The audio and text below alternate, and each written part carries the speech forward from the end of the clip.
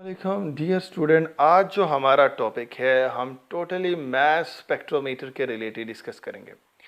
अब mess spectrometer क्या है? मैस स्पेक्ट्रोमीटर एक्चुअली वो वाला इंस्ट्रूमेंट है जिसमें हम एग्जैक्ट जो है मैसेज और different number of isotope of an element find करते हैं।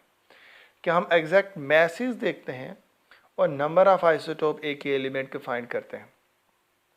और स्पेक्ट्रोमीट्री वो ब्रांच ऑफ केमिस्ट्री है जिसके ज़रिए से हम exact isotope of different message को हम डिस्कस करते हैं। अब सबसे पहले मैस स्पेक्ट्रोमीटर का बेसिक प्रिंसिपल क्या है?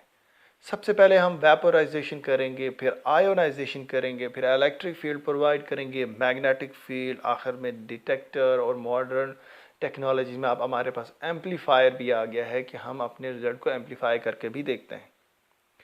अब मैस स्पेक्ट्रोमीटर की जो टाइप्स हैं, very long before Aston mass spectrometer था और इसमें एग्जैक्ट हमने यह डिज़ाइन था on the basis of atomic masses of finding the atomic masses of isotope. तो इसके ज़रिए से exact atomic masses of isotope find करते। डेम्स्टर मैस स्पेक्ट्रोमीटर डिज़ाइन था फॉर सॉलिड स्टेट एलिमेंट्स के लिए। अब देखें, ये बातें डिस्कस होगी, उसके बाद हमने एक्सपेरिमेंटल प्रोसेस देखना है। तो एक्सपेरिमेंटल प्रोसेस से पहले आप एक्सपेरिमेंटल सेटअप लिख लें बच्चे, कि इसमें वेपोराइजेशन चैम्बर होगा, आयनाइजेशन चैम्बर होगा, इलेक्ट्रिक फील्ड होगा, मैग्नेटिक फील्ड चैम्बर, डिटेक्टर होगा, एम्पलीफायर होगा। फिर इसके बाद एक्सपेरिमेंटल प्रोसेस अगर आप लिखें तो ज़्यादा प्रेफरेबल होगा। अब एक्सपेरिमेंटल प्रोसेस में सबसे पहले वेपोराइजेशन चैम्बर है। अब वेपोराइजेशन चैम्बर में हम क्या करेंगे?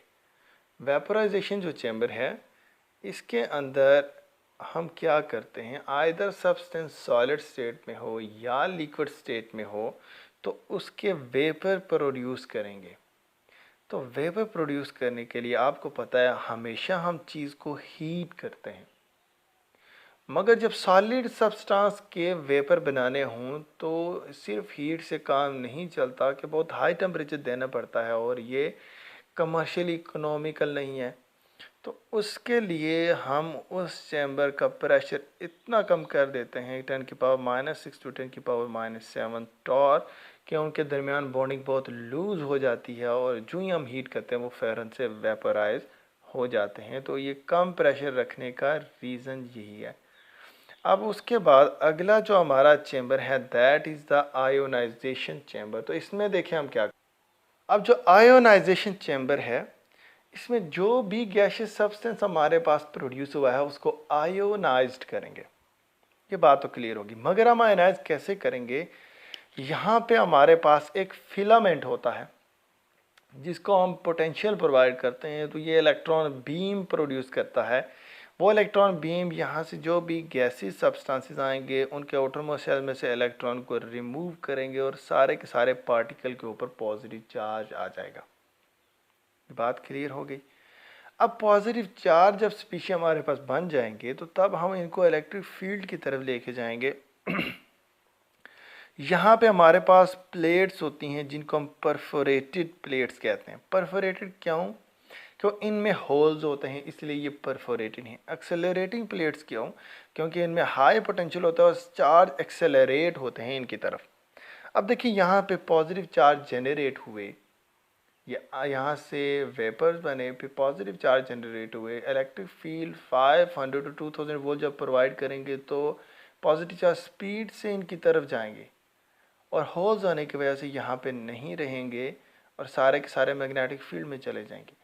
अब जिसका मैस ज़्यादा होगा वो थोड़ी स्लो स्पीड से जाएगा, जिसका मैस कम होगा वो ज़्यादा स्पीड से जाएगा और फिर जाके ये मैग्नेटिक फील्ड के अंदर सर्कल बनाएंगे।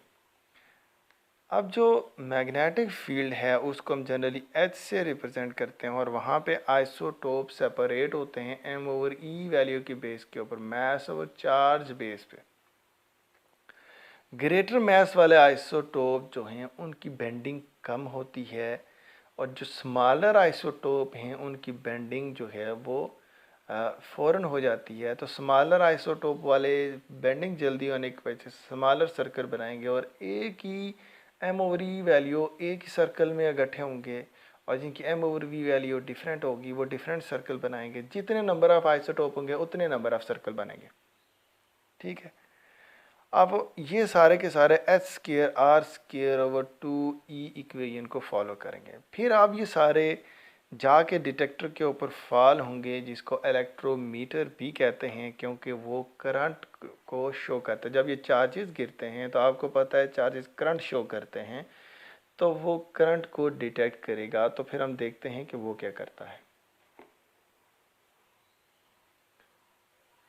अब जो डिटेक्टर है जिसको इलेक्ट्रोमीटर कहते हैं, ये क्या करेगा जी के जिसका स्मॉलर सर्कल बनाया जिसने, वो स्मॉलर एमओई वाला वो अर्लियर फॉल होगा, और जब तक वो गिरता रहेगा करंट शो होता रहेगा और पीक बनती रहेगी बनती रहेगी और बनती रहेगी। अब नियॉन की एग्जांपल आपकी बुक में है। नियॉन जो 20 है इसकी रिलेटिव अबंडेंस 90.92% है। तो इसकी पीक इतनी हाई होने की वजह यह है कि 20 वाला आइसोटोप ही ज़्यादा था, बड़ी देर तक करंट शो करता रहा तो बड़ी पीक बनी। फिर आता है नियॉन 20, फिर आता है नियॉन 21। तो 3 पीक्स बन रही हैं, indicating that 3 number of isotopes हैं with their relative abundance.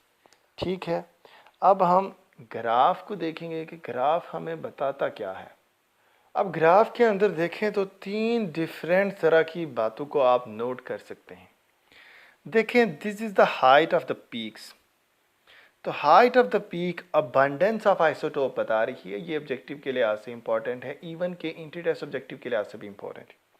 Position of the peaks ये रिप्रेजेंट करते हैं मैसेस को, और नंबर ऑफ पीक्स किसको रिप्रेजेंट कर रही हैं, नंबर ऑफ आइसोटोप्स को। ठीक है, ये बात आपने अच्छे से याद रखनी है। एक क्वेश्चन आता है और एक्सरसाइज में भी ये क्वेश्चन है और वेरी इंपॉर्टेंट क्वेश्चन है और बहुत बार पेपर में भी हो रहा है। वाई नियॉन शो 3 पीक्स, कि नियॉन 3 पीक्स क्यों शो करता है। तो आप देखें इसका एक ही वर्ड, 2 या 3 वर्ड में आंसर है, ये एक ही लाइन में आंसर है कि neon have 3 isotope it show 3 peaks.